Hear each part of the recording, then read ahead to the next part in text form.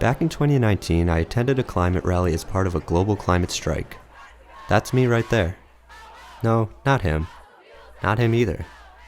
Well, actually, I'm behind the camera. I'm a journalism major, and I was covering the event for a film class, interviewing people in the crowd, snapping photos, and recording video. I had chosen the story because of my passion for the environment. In the past few years, I had come to see just how much of an effect climate change had on our daily lives and the future of the Earth. I was excited to cover the event and maybe make a difference. At the rally, I quickly found myself caught up in the heat of the moment. In the throngs of the chanting crowd, I too wanted to scream and shout against the environmental injustices. But when I called out in protest, my voice felt weak and awkward. Should I really be doing this? In journalism class, we always talked about objectivity. What I was doing was exactly the opposite of that. Feeling torn between two sides of myself, I shut my mouth and focused on reporting.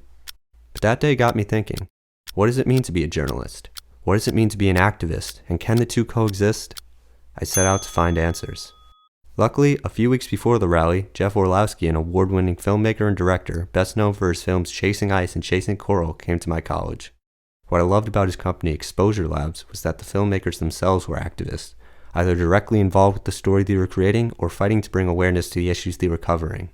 Here's what he had to say when he visited. We had actually shifted gears a little bit to what's growing in the industry around impact production and impact strategy, not just feeling that traditional distribution is enough for the movie, but doing more above and beyond to get the mission across. But I wanted to speak to Warlowski personally, so I reached out to Exposure Labs a few weeks ago.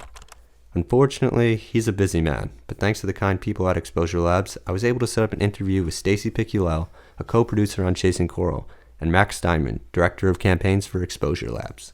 After pleasantries had been exchanged, I asked them, do you think there is a line between creating documentaries and being an activist? Or nowadays is it kind of one and the same?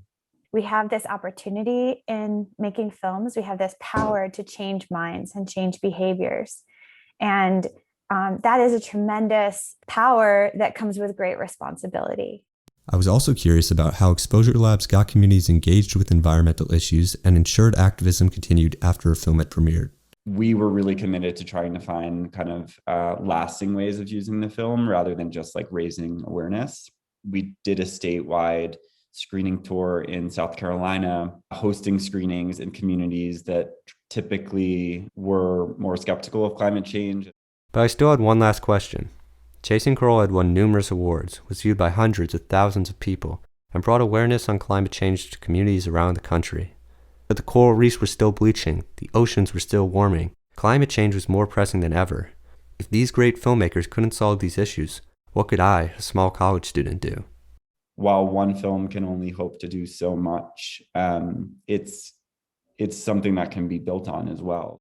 It's sort of like this dance of pushing and pulling and trying to do like the best work that we can to make a dent in something that is really enormous. I walked away feeling energized. I knew in my heart I could now be both a journalist and an activist.